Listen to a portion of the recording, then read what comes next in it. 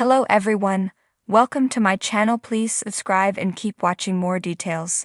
Finally, Chicago Fire Season 13 answers a question about Molly's that I've had since 2013.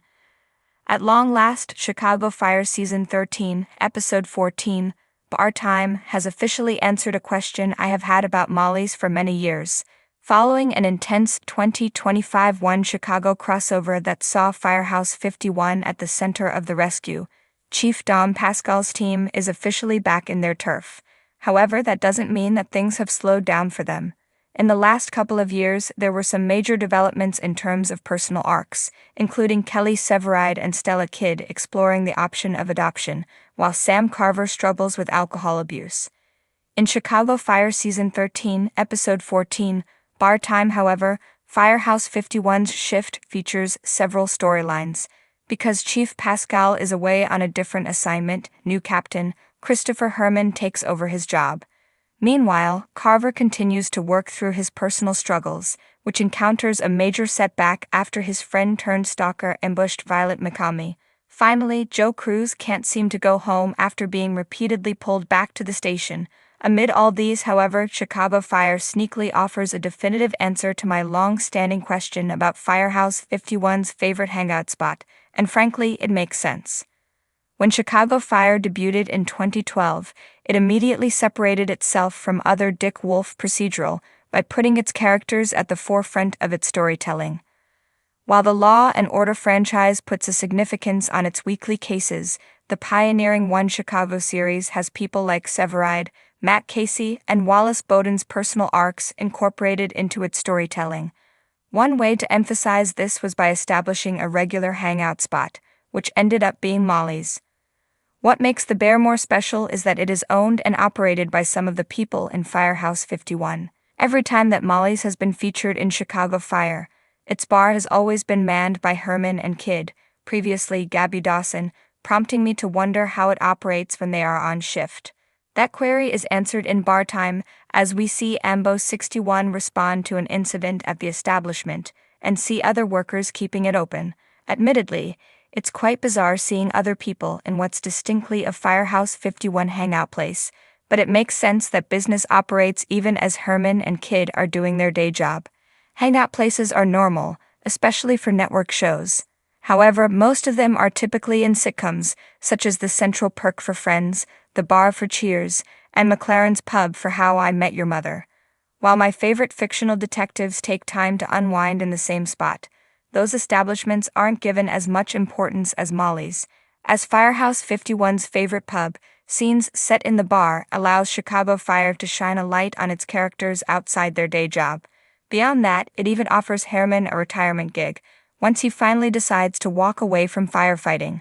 For over a decade, fans of Chicago Fire have been enamored with the high-stakes drama, heart-pounding rescues, and deeply personal storylines woven into the lives of Firehouse 51's beloved crew. But amidst all the action, one question has lingered in the minds of dedicated viewers since the show's 2013 season: how does Molly's stay in business? Molly's, the unassuming yet iconic neighborhood bar co-owned by Christopher Herman, Gabby Dawson, and Otis, may he rest in peace, has long been the unofficial gathering place for Firehouse 51. It's where the firefighters and paramedics unwind after grueling shifts, celebrate victories, and mourn losses. But over the years, some viewers have noticed something strange. Molly's always seems packed with firefighters, but rarely does anyone actually pay for drinks. Free rounds are constantly being handed out, tabs seem non-existent, and yet, the bar miraculously remains afloat. At long last, Chicago Fire Season 13 has finally provided an answer, and it's as satisfying as it is hilarious. The mystery of Molly's. From its earliest days, Molly's has been more than just a bar. It's a character in its own right. Whether it's hosting firefighter fundraisers, being the site of emotional heart-to-hearts, or offering a safe space for the team, it's become integral to the show's identity. However, eagle-eyed fans have spent years wondering how the numbers add up. In a city as expensive as Chicago, how has Molly's survived financial crises, bar fights, and even an explosion, all while seemingly giving away drinks? Over the years, the show has dropped a few hints. Herman's occasional money woes have been mentioned, particularly in moments where he struggled to keep the business afloat. We've seen him take out a second mortgage, endure a brief health code violation, and even consider turning the bar into a gastropub, a plan that was thankfully abandoned. But these explanations never quite addressed the core mystery. How does the bar survive its incredibly generous drink policy? Season 13's game-changing reveal. In episode 6 of season 13, appropriately titled The Tab That Never Ends, the writers finally pulled back the curtain on Molly's financials. It all starts when a new accountant, hired by Herman's wife Cindy, conducts a deep dive into the bar's books. As expected, the numbers are a disaster. The accountant, an exasperated but meticulous woman named Lisa, grimly informs Herman that Molly's should have gone under years ago. Lisa: according to my calculations, Molly's should have declared bankruptcy in 2015. Herman: yeah, well, we've got a secret ingredient. Lisa: let me guess. Love? Herman: sorta. But mostly it's firefighter guilt. Lisa is baffled, prompting Herman to finally explain the truth. Molly's doesn't operate on a traditional business model. Instead, it thrives on an endless cycle of good-natured guilt, peer pressure, and exaggerated generosity among Chicago's first responders. Firefighter guilt, the key to Molly's longevity. As Herman breaks it down, the secret to Molly's success is revealed. It turns out that while firefighters frequently get free drinks, they also overtip to a ridiculous degree. Any time a drink is comped, the recipient, feeling guilty for the generosity, leaves a massive tip in return. A firefighter might get a free $8 beer, but will leave a $20 tip out of loyalty and gratitude. This cycle continues, resulting in an oddly profitable business model based entirely on guilt-driven generosity. In a particularly funny flashback, viewers see Otis explaining this phenomenon to a skeptical Gabby Dawson back in the day. Otis: we don't make money selling drinks. We make money on the guilt. Dawson: that's insane.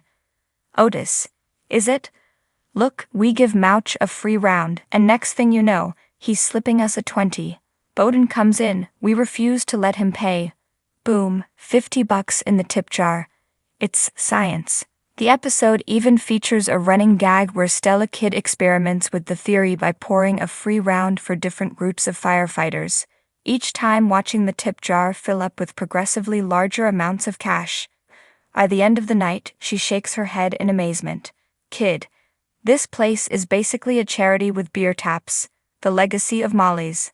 For longtime fans, this revelation is both hilarious and deeply satisfying.